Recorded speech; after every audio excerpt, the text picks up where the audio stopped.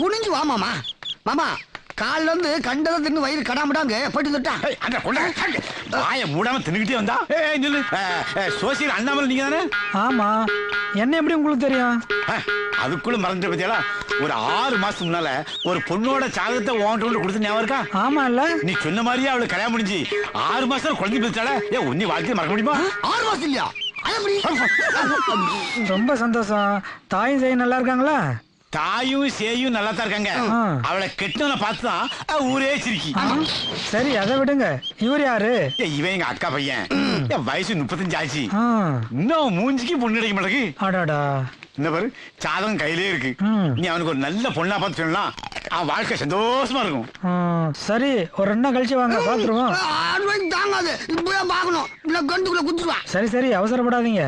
2 சந்திரம் 3 மாப்பிள்ளை முகத்துல கல்யாண கால தாண்டவம் ஆடுது. ஆடாது, அவன் சாதாரண ஆளா? சோசியர் பாக்குறத பார்த்தா எனக்கு என்னமோ சந்தேகமா இருக்கு. சோசியர எதா இருந்தாலும் கரெக்டா பார்த்து சொல்லணும். ஏன் சொல்றேன்னா எனக்கு பாக்குற பொண்ணெல்லாம் ஒண்ணு கல்யாணம் ஆனவளா இருக்காளுவ, இல்லன்னா அடுத்தவன் காதலியா இருக்காளுவ. இந்த 2 இல்லாம ஒரு நல்ல பொண்ணா எனக்கு எப்ப கிடைக்கும்னு சீக்கிரமா பார்த்து சொல்லுங்க. பாத்துட்டு அதுக்குள்ள ஆமாமா. மாப்பிள்ள மனசு ஜாதகத்துல அப்படியே தெரியுது. கூடிய சீக்கிரம் கல்யாணம் நடக்கும். ஆனா ஒரு சின்ன சிக்கல் இருக்கு. சிக்கலா? என்ன சிக்கல்? மாப்பிள்ள என்ன படிச்சிருக்காரு? காலேஜ். ஓ காலேஜா? காலேஜ்ல படிக்கலான்னு தான் போனேன். காலேஜ்ல படிக்கிறதுக்கு முன்னாடி பள்ளிக்கூடத்துல படிச்சுக்கணுமா? அதான் தப்பு தெரியுமா? கேட்டாலும் அவங்ககிட்ட நீ சொல்லியா? மாப்பிள்ளைக்கு 35 வயசு ஆகுது. தன்னோட ஒரு வயசு மூத்த பொண்ணாதான் அமையும். அதனால 36 வயசு பொண்ணதான் நீங்க பாக்கணும். 36 வயசு பிள்ளைகளுக்கா பஞ்சம்? அது நிறைய பிள்ளைகள் இருக்கு. ஒரு நல்ல பொண்ணா பார்த்து இவனுக்கு கட்டிச்சிருக்கேன். அப்புறம் வரட்டுமா? ஜாதகம் பாத்தீங்க, ஒரு 10 ரூபா வச்சுட்டு போக மாட்டீங்களா? பாத்தீங்களா, மறந்தே போயிட்டேன். ஒரு 5 இருந்தா கொடு. மாமா நீ கொண்டு வரலையா? நீ சோசி மாசத்துக்கு இந்த நாட்டம் முடிச்ச துண்டு வச்சுக்கிடுங்க. என்ன மாமா என்ன காட்டுக்குள்ள கூப்பிட்டு சுத்திக்கிட்டு இருக்க? ஆமா, நீ படிச்ச படிப்புக்கு உன்னை கலெக்டர் ஆஃபீஸ் விட்டு போ. சுவாசியாரும் சொன்ன மாதிரி உனக்கு ஒரு நல்ல பொண்ணு மாட்டிட்டல. என்ன மாமா சொல்ற? ஏய் அங்க பாரு, நல்ல பாருடா, ஆசை தீர பாருடா. ஏய் கலர் கலரா இருக்காளுவலே, சூப்பர் மாமா. ஏய் இந்த 2 மாதம் எனக்கு ஆசை இருக்குல்ல. பாக்க வந்தது எனக்கு. யாரையா நீங்க? பொம்பளைங்க தனியா வேலை செய்யற இடத்துல எந்த ஊர் உங்களுக்கு? எங்களுக்கு பக்கத்து ஊர் தான். சுவாசிக்காரன் 36 வயசுல இவனுக்கு ஒரு பொண்ணு பார்க்க சொன்னோம். அதான் பார்த்தோம். உங்க 2 பேரையும் பார்த்தா 36 வயசுலயும் இவ்வளவு தளதளன்னு இருக்கேன். அதான் உங்க 2 பேர்ல யாரை பிடிச்சிருக்கு அப்படின்னு கேட்டுக்கிட்டு இருக்கேன். யாரை பிடிச்சிருக்கு? ஏன் வெக்கப்படாம சொல்ல? 2 பேரையுமே பிடிச்சிருக்கு மாமா. ஏயா கல்யாணம் ஆன பொம்பளைங்களுக்கும் கல்யாணம் ஆகாத பொண்ணுங்களுக்கும் உங்களுக்கு வித்தியாசம் தெரியாது? உங்களை சும்மா விடக்கூடாது. டேய் தம்பி, அப்பா கூப்பிடுறா. என்ன மாமா சிக்கல் மாட்டிட்டியா? ஓடியாதீங்க மாமா. டேய் நில்லுங்க. அப்படி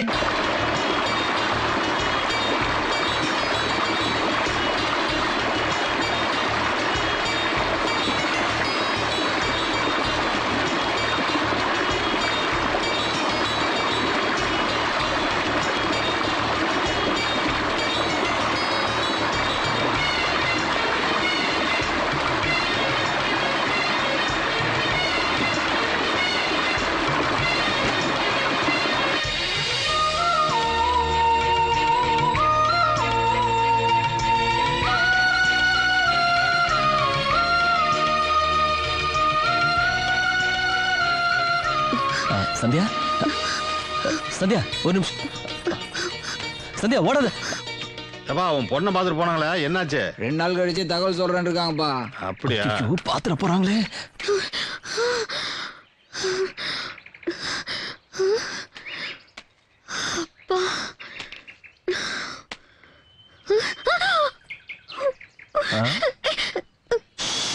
சத்தம்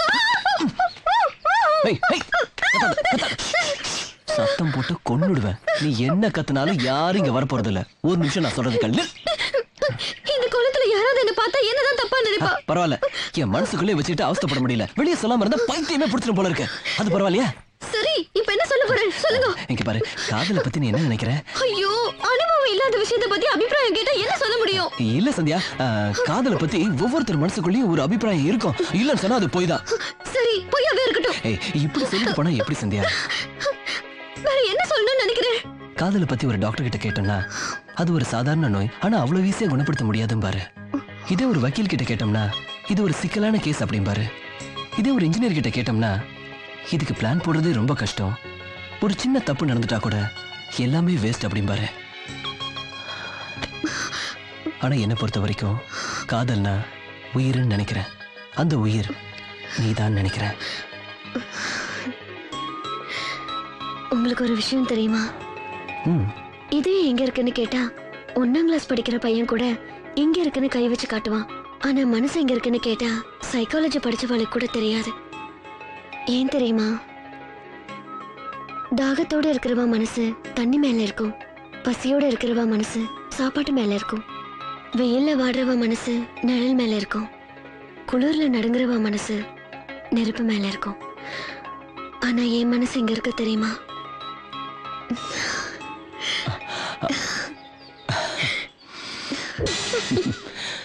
இவ்வளவு ஆசைய உன் மனசுக்குள்ள வச்சுக்கிட்டு இத்தனை நாள எப்படி சந்தியா மறைச்சிட்டு இருந்த? எப்படின்னா உங்க குடும்பத்தை பத்தி தெரிஞ்சிருந்தோம் உங்க மேல ஆசைப்பட முடியுமா? இப்ப மட்டும் எப்படி? அவ்வளோ பெரிய இடத்துல இருந்துட்டு அந்தஸ்து பார்க்காம என் மேல பிரியப்படுறீங்களே, உங்க சந்தோஷத்துக்காக தான். என்ன பேச்சையே காணும்? நீ மனசு விட்டு பேச மாட்டியான்னு மனசுக்குள்ளேயே எங்க இருக்க. இப்பதானே நீ பேச ஆரம்பிச்சிருக்க. நிறைய பேசு, கேட்டுக்கிட்டே இருக்க. இனிமே மனசுக்குள்ள வச்சுட்டு கஷ்டப்பட வேண்டாம். என் நினைப்பு வரும்போதெல்லாம் தைரியமா பேசலாம்.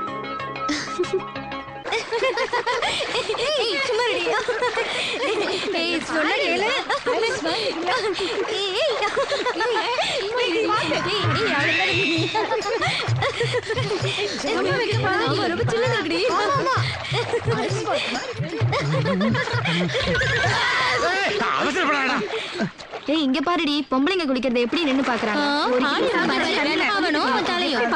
ஆமா, எனக்கு ஒரு யோசனை. 36 வயசு பொண்ணு தானே எனக்கு கட்டணும் சொன்னேன். ஆமா, 18 வயசுல 2 பொண்ணை கட்டிட்டா. இவ்வளவு அறிவு உனக்கு எங்க இருந்துடா வந்தது? இப்பதான் உன்னை மருமகன்னு சொல்றதுக்கு ஆசையா இருக்கு. போலாம். மாமா, மருமகனே, இப்பதான் எனக்கு கண்ணா பின்னான்னு நேரம் ஒர்க் அவுட் ஆக ஆரம்பிச்சிருக்கு. சரி. இந்த முன்னாடி போற 2 சவத்தை பண்ணி எனக்கு கட்டி வச்சு. பின்னால போறது பிடிக்கலாங்க. என்ன சொட்ட? என்ன பார்வை வேண்டி இருக்கு? அது ஒண்ணு இல்ல, என் மருமனுக்கு 18 வயசுல 2 பொண்ணு பாத்துட்டு இருக்கோம். அதுக்கு உங்களை யாராவது பொருத்தமா இருக்குமா அப்படின்னு பின்னால இருந்து பாத்துட்டு இருக்கோம். இல்லடா, மண்டையில எண்ணெயே தராம சப்பாத்தி போடலாம் போல இருக்கு. இந்த மண்டைக்கு 18 வயசுல பொண்ணு கேக்குதா? என்னமோ உனக்கு 6 அடி நீளத்துல முடி இருக்க மாதிரி என்ன பாக்க? அவன் சொல்லு ஒண்ணுதான்டா. என்னவா? ஆமா. ஒழுங்கா ஓடி போயிடுங்க, இல்ல அடிக்கிற அடியில மிச்சம் இருக்கிற முடியும் கொட்டி போயிடும். உனக்கு பிடிக்கலன்னா விடாதா? ஏமா 18 உங்கள யாருக்காவது என்ன பிடிச்சிருக்கா? கொஞ்சம் இங்க வாங்க. ஆஹா, பிடிச்சிருக்கோல இருக்கு. இதுக்குனே அலையறானுங்க. இனிமே பொம்பளைங்க பக்கமே தலை வச்சு படுக்க மாட்டானுங்க. அதுங்களுக்கு எங்கடி இருக்கு தலை? எதுக்கு இப்ப என் பின்னாடியே வர? இது வரைக்கும் நீ எனக்கு பொண்ணு பார்த்ததெல்லாம் போதும். இனிமே உன் வழியை நீ பாத்துக்கோ, என் வாழ்க்கையை நானே பாத்துக்கிறேன். என் கண்ணு முன்னாடி நிக்கல, போ போயிரு. என்ன தைரியம் தான் என்னை மதிக்காம பேசுவான். ஏடா எழுதி வச்சுக்கோல, இந்த ஜென்மத்துல உனக்கு கல்யாணம் காடா.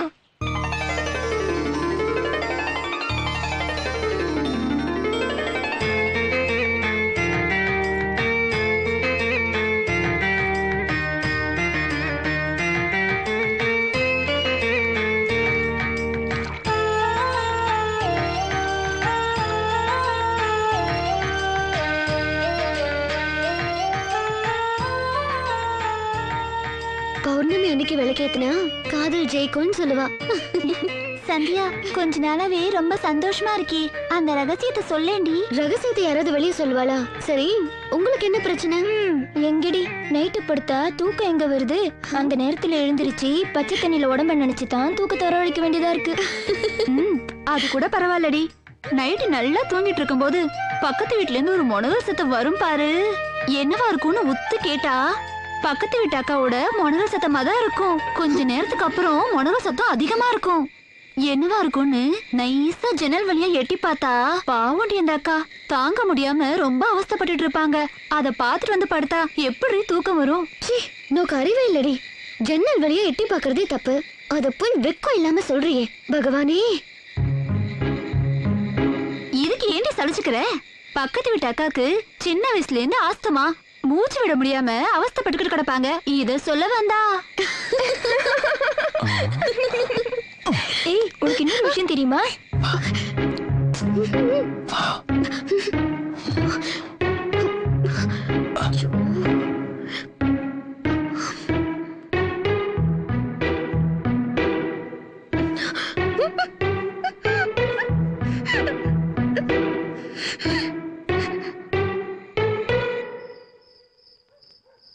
எதுக்காக நீங்க எடுத்துட்டு வந்தேன்? குடும்பம் நடத்ததான் வேற இருக்கு. போங்க ஒன்னும் போறேன். இப்படி இத்தனை பேர் இருக்கும்போது திருட மாதிரி எடுத்துட்டு வரல. உனக்கு ரொம்ப துணிச்சல் தான். நீ தானே சொன்ன எப்பெல்லாம் ஏன் நினைப்பு வருதோ அப்பெல்லாம் பேசலான்னு. இப்போ நினைப்பு வந்துருச்சு. சரி பேசியாச்சா? போலாம். முக்கியமான விஷயம் பேசலாம்னு தான். உனக்கு குழந்தை பிறக்கிற விஷயத்தை பத்தி தெரியுமா? போங்க. இதுல வெக்கப்பட என்ன இருக்கு? சில குழந்தைங்க பாக்குறதுக்கு அப்படியே அப்பா மாதிரியே இருக்கும், சில குழந்தைங்க அம்மா மாதிரியே இருக்கும். அது எப்படின்னு கேக்குறதுக்குள்ள ரொம்ப கற்பனையெல்லாம் பண்ணிக்கிற. குழந்தை பிறக்கிறதெல்லாம் பகவானோட செயல். அது போய் என்னன்னு கேட்டா நான் என்ன சொல்ல முடியும்? இந்த மழுப்பலான பதில் எல்லாம் வேண்டாம். தெரியாதுன்னா கேட்டு தெரிஞ்சுக்கோ.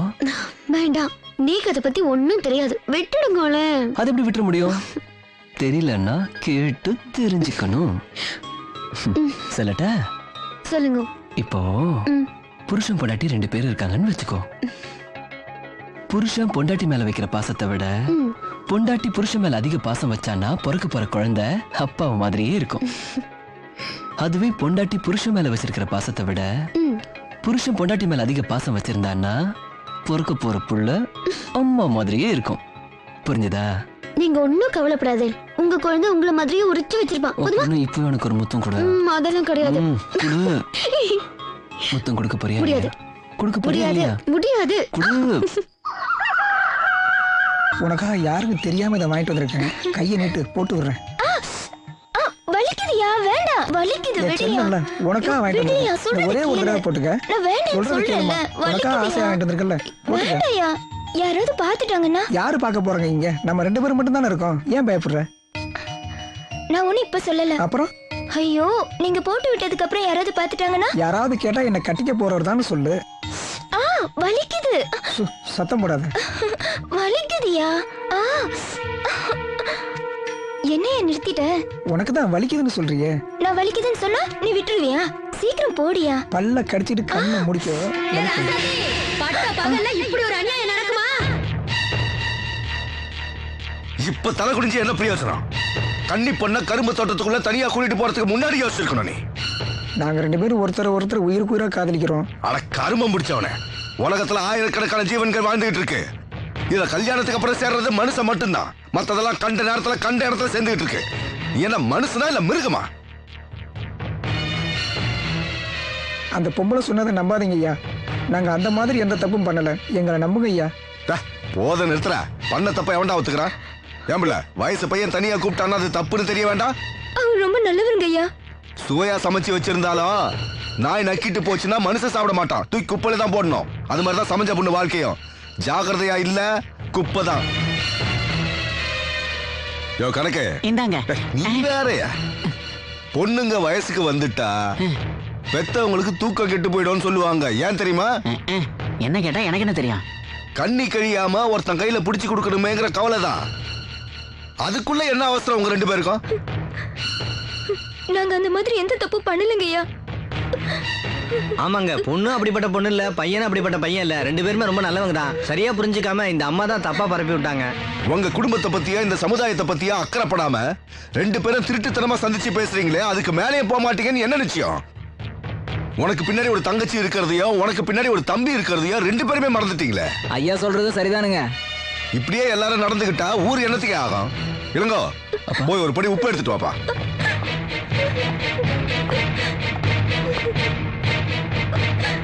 இனிமே நம்ம ஊர்ல இப்படி ஒரு தப்பு நடக்க கூடாது. அதுக்குதான் இந்த தண்டனை.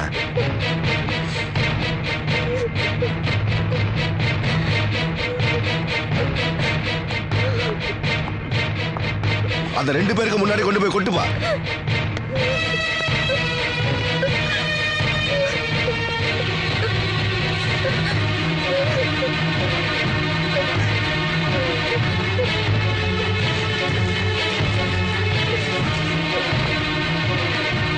விடியிற வரைக்கும் 2 பேரும் உப்பு மேல முட்டி போட்டு நில்லுங்க.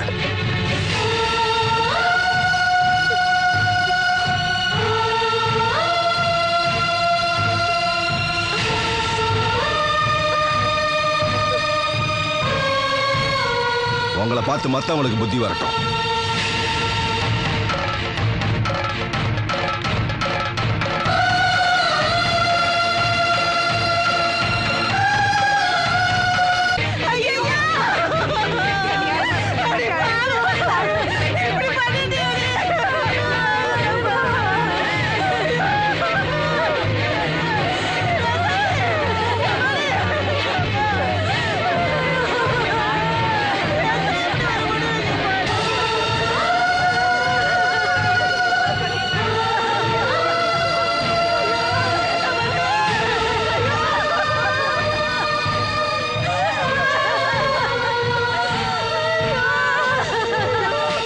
மானம் காக்கத்தான் உயிர், மானம் போன பின் உயிர் எதற்கு?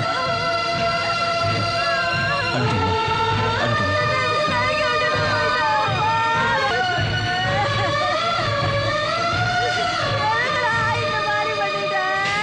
இனிமே இந்த ஊர்ல யாரும் தப்பு பண்ண மாட்டாங்கன்னு நினைச்சேன். ஆனா புத்தி கெட்ட ஜென்மங்க மருந்து குடிச்சு செத்து போயிடுச்சுங்க. இருந்த ஒத்த பிள்ளையும் இப்படி போயிட்டானே. நான் உயிரோட இருக்கிற வரைக்கும் உங்களுக்கு நான் இருக்கேன். எனக்கு அப்புறம் என் மகன் இளங்கோ இருக்கான். மனசை தேர்த்திக்கிட்டு ஆக வேண்டியதை பாருங்க.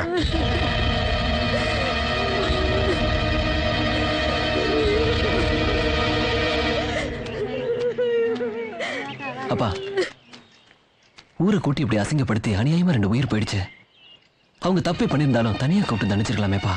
பொருளாதாரத்துல நம்மளோட எந்த நாடு வேணா வசதியா இருக்கலாம். ஆனா கலாச்சாரத்துல நாம தாண்டா வசதி. இதனால எத்தனை உயிர் போனாலும் எனக்கு கவலை இல்லடா. ஒழுக்கமும் பண்பாடும் நமக்கு 2 கண்ணு மாதிரி.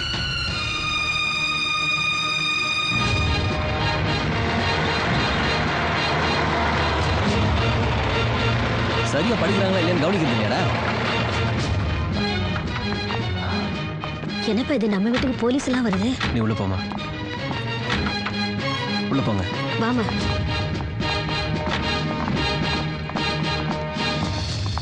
இங்க யார் சுந்தரவதனம்? அப்பாதான். என்ன விஷயம்? ஒரு முக்கியமான விஷயமா அவரை பார்க்கணும். அப்பா வெளியூர் போயிருக்காரு, வரதுக்கு 2 நாள் ஆகும். அவசரமா பார்த்தே ஆகணும். சார், நீங்க நினைக்கிற மாதிரி இங்க எந்த தப்பும் நடக்கல. எல்லாம் எனக்கு தெரியும். ஒவ்வொரு ஊர்லயும் ஏதாவது ஒரு தப்பு நடந்துகிட்டு தான் இருக்கு. ஆனா உங்க ஊர்ல மட்டும்தான் எந்த தப்புமே நடக்கல. காரணம் என்னன்னு விசாரிச்சப்பதான் உங்க அப்பா பத்தி எல்லாரும் பெருமையா சொன்னாங்க. யாருக்குமே ஒரு எதிரி இருப்பாங்க. ஆனா ஊரே ஒட்டுமொத்தமா உங்க அப்பாவை நல்லவர்னு சொல்லும்போது கேட்கறதுக்கே ரொம்ப சந்தோஷமா இருக்கு. உங்க அப்பா இந்த கிராமத்துக்கு மட்டும் நல்லவர் இல்ல, அரசாங்கம், அதிகாரிங்க, பொதுமக்கள் எல்லாருக்கும் வழிகாட்டியா இருக்காரு. தனி மனித ஒழுக்கம் தாங்க நாட்டோட நிம்மதி. எந்த ஒரு மனுஷனுமே தப்பு செய்யாம இருந்துட்டா காவல்துறையே இல்லாத ஒரு சமுதாயத்தை உருவாக்க முடியும். கரெக்டா சொன்னீங்க. எப்பவுமே ஒரு நல்லவரை பாராட்டுறது மூலமா ஆயிரக்கணக்கான குற்றவாளிகளை திருத்த முடியும். அந்த அடிப்படையில தான் உங்க அப்பாவை நான் பாராட்டிட்டு போலான்னு வந்தேன். ரொம்ப நன்றி சார். ஐயோ, வந்தவங்களை நிக்க வச்சு பேசிட்டு இருக்கேன். உட்காருங்க. டேய், போய் காஃபி கொண்டாங்கடா. எனக்கு நேரம் இல்ல. அப்பா இருக்கும்போது இன்னொரு நாளைக்கு வரேன். வரட்டுமா?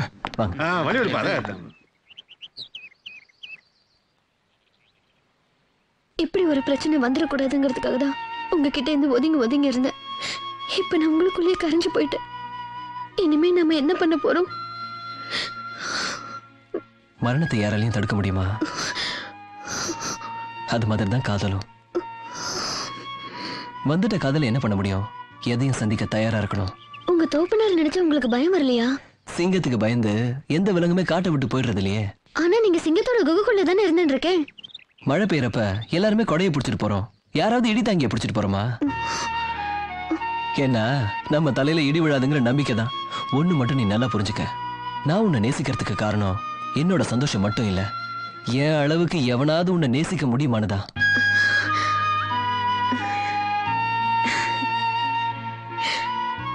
நீ யாருக்கு கிடைச்சாலும் அவனுக்கு அது அதிர்ஷ்டம் தான். உனக்கு வனத்து பூச்சி பூ மேல உட்காந்து தேன் குடிக்கிற அழகு இருக்கே, பாக்குறதுக்கு அழகா இருக்கும், பூவுக்கும் நோகாது. அதே பூ மேல வேற ஏதாவது உட்காந்தா என்ன ஆகும்? ஒரு ஆணோட வாழ்க்கையில சராசரி பொண்ணுங்க 1000 பேரை சந்திக்க முடியும். ஆனா ஒரே ஒரு லட்சியமான பொண்ணை சந்திக்கிறது ரொம்ப ரொம்ப கஷ்டம். நீ எனக்கு கிடைச்சிருக்க. நம்ம காதல் ஜெயிக்கும், கவலைப்படாத.